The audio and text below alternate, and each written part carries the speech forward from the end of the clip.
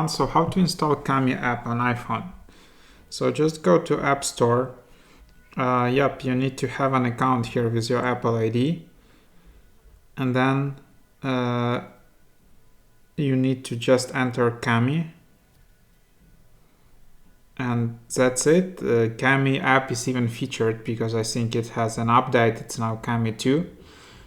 It's a kind of puzzle app.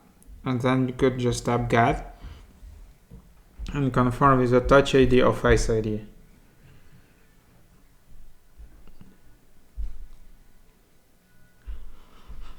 And there you have it.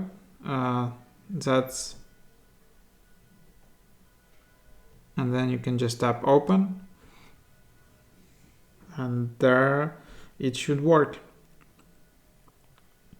So it should just load.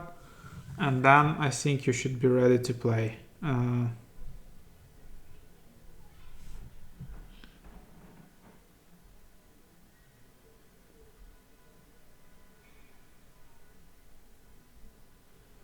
So there you have it. Hope that is helpful.